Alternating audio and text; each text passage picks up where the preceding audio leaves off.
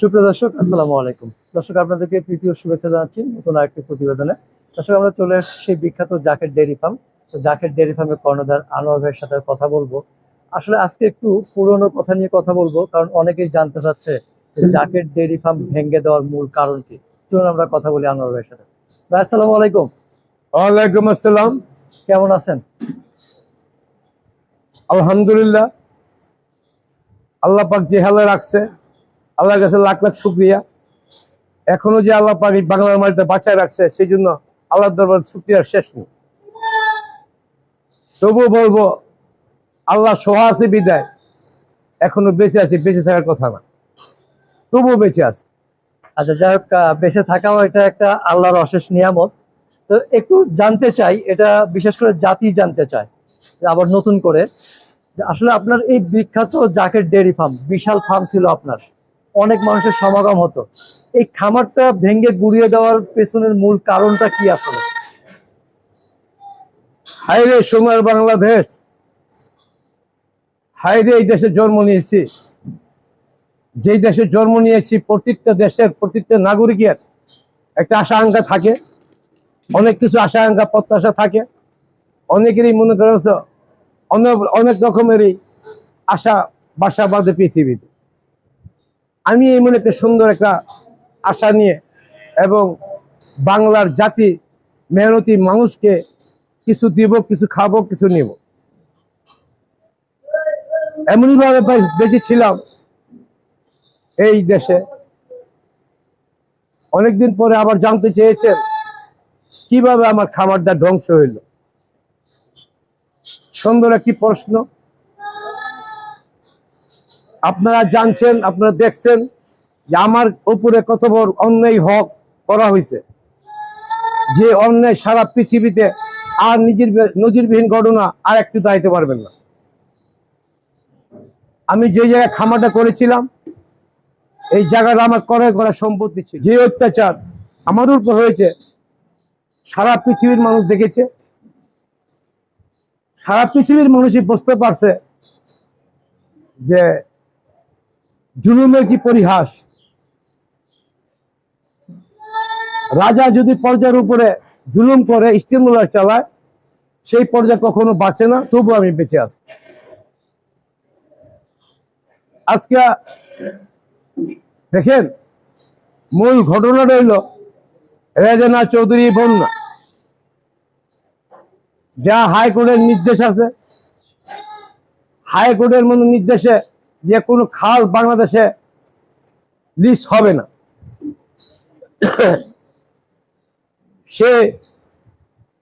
সে রেজনা চৌধুরী বন্যা জননেত্রী শেখ হাসিনার নাম বিক্রি করে এবং শেখ রেহানার নাম বিক্রি করে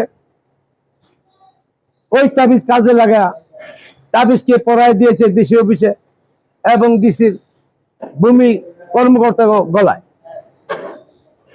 ওই গলার তাবিজ পরে তারা পাগল হয়ে গেছে যে রেজনা চৌধুরী বন্যা যেহেতু উনি প্রধানমন্ত্রীর বান্ধবী, শেখ রেহানার ঘনিষ্ঠ বান্ধবী, যেখানে কলম চলবে না সেখানে চালাইছে। তারা 50% জায়গা লিজ দিছে। খালের জায়গা তো লাম্বই হয়। তখন আমাকে বলতেছে যে দেখেন, আমি তো জায়গাটা লিজ নিছি, আমার তো এখন বিল্ডিং উঠতেছে না, আমাকে 10 ফিট ছেড়ে জায়গা আপনার বিল্ডিং এতে ভেঙে দিয়ে দেন, আমি টাকা দেব, খরচ দিব।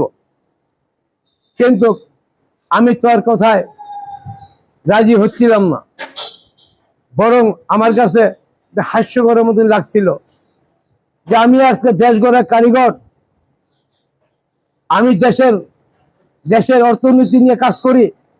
আমি আজকে দেশটাকে ডেভেলপ করার জন্য dairy sector, poultry sector, fishery sector, কৃষি সেক্টর নিয়ে কাজ করি। যেই জাতির মেরুদণ্ড নিয়ে আমি চলি, আজকে সে বলে কি যে আমার বিল্ডিং উঠতেছে না, আমার নাট্যশালা ভালো করতে পারতেছি না, যে আমার এই নাট্যশালা মনে করেছ হয় না। আমি বললাম দেখেন, আপনি হলেন নাচতে হলে আপনার পোলাপানকে নাচাবেন, গান গাওয়াবেন। আর আমি এমন একজন মানুষ, মায়ের দুধের পাশাপাশি গাভীর দুধ, আমি শিশুদেরকে দুধ খাওয়াবো, আমি শিশুদেরকে মাংস খাওয়াবো। দুধ খাওয়া পরে করবো, মাংস খাওয়া এমএস তৈরি হবে। তখন এমএস থাকলে ছেলে এনার্জি যদি হয়, তখন আপনার কাছে নাচতে যাবে, গান গাইতে যাবে। আপনার আগে আমি, আপনি আমার দিকে তাকায়েন না। সে বললো বুঝে দেখেন, বুঝে দেখেন, নাইলে কিন্তু আপনার বড় ধরনের ক্ষতি হবে। এক কথা দুই কথা তার সাথে কথা কাটাকাটি হয়েছিল আমার। এই ছিল আমার, মনে করো আমার ডায়েরি ফার্মটা ধ্বংস হয়ে যাওয়ার একমাত্র চাবি গাড়ি। কিন্তু ওইখানে টোটাল জায়গা কতটুকু ছিল আপনার নিজস্ব কেনা জায়গা? আমার জায়গা আছিল ওখানে, আমার জায়গা আছিল ওখানে 18.5% ক্রয় করা সম্পত্তি, 1800 কাঠা, 18 কাঠা জমি ক্রয় করা ছিল। আর আমার মূল জায়গাটার মধ্যে আমার বিল্ডিংটা ছিল।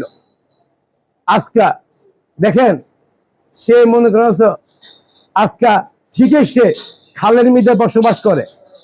আজকে ডাইনে বায়ে গরিব মানুষ, যে দেশে মনে করছো, যেই দেশে মানুষ থাকার জায়গা নাই, যেই দেশে মানুষ খাওয়ার জায়গা নাই, যেই দেশে মানুষ খাইতে পারছে না, ঘুমাইতে জায়গা পাচ্ছে না, সেই জায়গায় গরিব দুঃখী মানুষগুলো এই খালের জায়গা মনে করছো, খালের বাকি অংশ খালি করে তাকে বুঝাই দেওয়ার জন্য পায় তারা। আমাকে ম্যাজিস্ট্রেট বলেছিল আপনার কাগজপত্র ঠিক নাই। হে ম্যাজিস্ট্রেট সাহেব, আপনি বলেছিলেন কাগজপত্র ঠিক নাই। আমি এই জমি জায়গা একে একে 2বার 3বার আমি লোন নিয়েছি। আমি মনে করছো পরে এই জায়গা থুইয়া আমার মনে করো 20 কোটি টাকার উপরে লোনিং করা হয়েছে। আচ্ছা, ব্যাংক কোনোদিন কাগজপত্র ছাড়া আমাকে লোন দিছে? যে আপনার সাংবাদিক মাধ্যমে আমি দেশবাসীকে এবং সাংবাদিককে জানতে চাই। এটা আসলে আমাদেরও প্রশ্ন যে কাগজপাতি ছাড়া তো এতদিন আপনি সেই জায়গায় থাকলেন কি করে, আর সেটা এই সময় এসে কেন অবৈধ বলে এই করা হলো? আমি সেই কথাটাই বলছি। আজকে মনে করছো যে কাগজপত্র ঠিক নাই। দেখেন মিস্টার সাহেব, যখন আমি হোল্ডিং ট্যাক্স দিলাম, যখন আমি ট্যাক্স দিলাম, ভ্যাট দিলাম, গ্যাস বিল দিলাম, পানি বিল দিলাম, কারেন্ট বিল দিলাম, সমস্ত লাইন আমি দিলাম, তখন কি আমার কাগজপত্র ঠিক ছিল না? অবশ্যই ঠিক ছিল। না হলে মনে করেন আপনি ট্যাক্স ভ্যাট নিলেন কি এর উপরে, ট্যাক্স নিলেন কি এর উপরে, খাজনা নিলেন কি এর উপরে? যদি আমার ঠিকই না থাকে, তাহলে আপনি যদি মনে করেন বলেছিলেন, আর মেয়র সাহেব বলেছিলেন যে জাকের ডেয়ারি ফার্মের 23 লেভেল ছিল না, তাই আমরা ফার্মটা ভেঙে দিয়েছি। মেয়র সাহেব, আমার 23 লেভেলের বয়স 50 বছর। আমার এখনো আপনার দরবার সিটি কর্পোরেশনে এখনো খাতায় লিপিবদ্ধ আছে। এখনো আমার 8 মাসের মতন 23 লেভেল আমার রিনিউর সময় আছে। 8 মাস, এখনো 8 মাস সময় 8 আছে মাস এখন আছে রিনিউ করার। হ্যাঁ, আর মেয়র সাহেব বলেছিলেন আমার ছিল না, তাই ভেঙে দিয়েছেন। এই কিছুদিন আগে সেই বক্তব্য দিচ্ছেন, যখন সাদেক একটু ভেঙে দেয় তখন। মেয়র সাহেব, তাহলে মনে করছো রেজনা চৌধুরী বন্যার মনে করে খাল লিজ নিয়ে তার সে বৈধ, আর আমি জমি কিনে আমি অবৈধ। এটা জাতির কাছে প্রশ্ন রইল, এবং যারা দেশবাসীর কাছে প্রশ্ন রইল, এবং যারা দেশ পরিচালনা তাদের কাছে আমার প্রশ্ন রইল। এটা কি ক্লিয়ার যে আসলে এটা কি শুধু খালি হিংসা নাকি দখল করার একটা পায়তারা? একমাত্র রেজনা চৌধুরী বন্যার দখল করার পায়তারা। কেমন পায়তারা?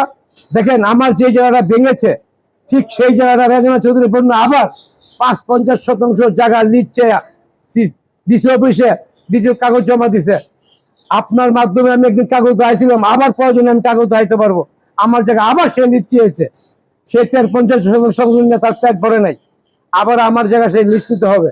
কিন্তু আমার জায়গা কিন্তু মামলা চলছে হাইকোর্টে, মামলা চলতেছে আমার চলমান। তার ভিতরে সে আমার জমি লিজ চায়। দেখেন যে কতটুক তাদের মনে করেন ক্ষমতা থাকলে, কতটুক ক্ষমতাধারী ব্যক্তি হইলে তারা এই কাজ করতে পারে। দেখেন, রেজনা চৌধুরী বন্যা আপনার শেখ রেহানার বান্ধবী। আজকে মনে করছো আজকে মাননীয় প্রধানমন্ত্রীর পিয়নও প্রধানমন্ত্রী বললেন যে আমার বাড়ির পিয়ন, সে মনে করেন 400 কোটি টাকার 1000 কোটি টাকার মালিক, সে হেলিকপ্টারে চলে না। আমরা তো সেটা ছিলাম না। আমরা দেশ গড়ে কারিগর, আমরা দেশটা গড়েছি। আজকে মনে করি যে দেশে ৮৬ কৃষক, কৃষি নির্ভরশীল বাংলাদেশ, কৃষক নিয়ে দেশ গড়ার, কৃষি খাত নিয়ে মনে করি দেশ, আমাদের ৮৬ কৃষক। সেই সেক্টরের সমস্ত সেক্টরে আমি ছিলাম। কৃষিতে ছিলাম, আমি ডেয়ারিতে ছিলাম, পোলট্রিতে ছিলাম, আমি ফিশারিতে ছিলাম। তাহলে আমি সর্ববিষয়ে কৃষক একজন। আমি তো লুট করে দেশটাকে লুট করে নিই। মেয়র সাহেব বলছিল আমি খাল দখল করেছি। মেয়র সাহেব, আপনি নুন নদী দখল করেছেন ১০০ একর, কিন্তু আমি তো সেটা করেছিলাম না, আমি করে নিয়েছিলাম।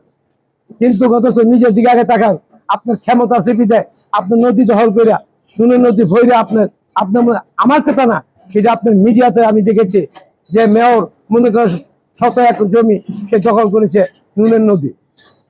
নুনের নদী এইখানে শুধু নাচের স্কুল প্রতিষ্ঠা করার জন্য আপনার এই এত বছর তিল তিল করে গড়ে তোলা খামারটা ভেঙে গুড়িয়ে দেওয়া হলো।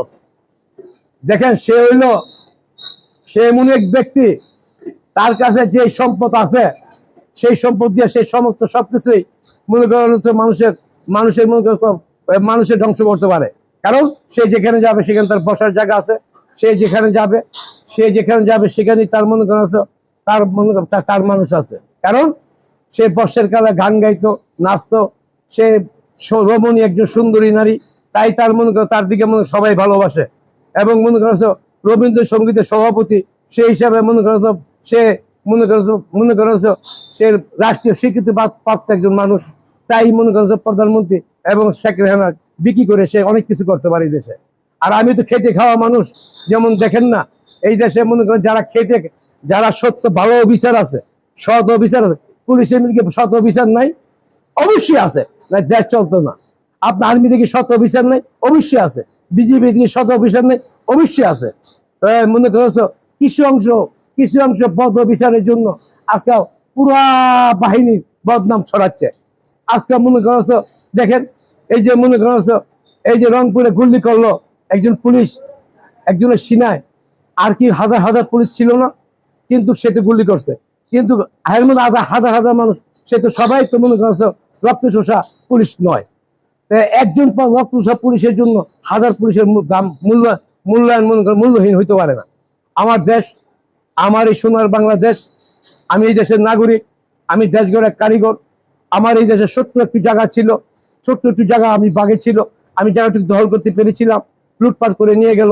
আজকে ডানা ভিজা পাখির মতন ছটপড়াচ্ছি। আজকে মনে করি এমন একটি জায়গায় এক নদীর পাড়ায় বসবাস করছি, আমি এখনো বেঁচে আছি।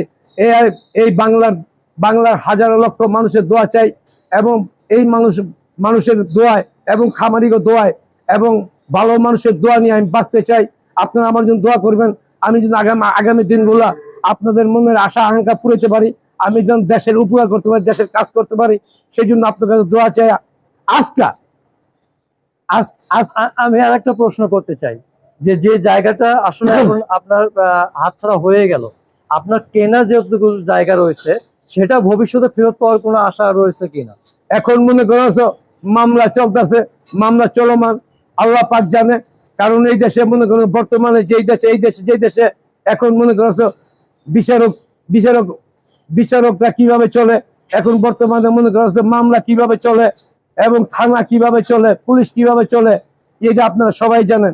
আল্লাহ যদি সহায় থাকে আর সত্য বিচার যদি আমি হাইকোর্ট থেকে পাই, তাহলে আমার জায়গায় ফেরত পাবো ইনশাল্লাহ, আশা রাখি।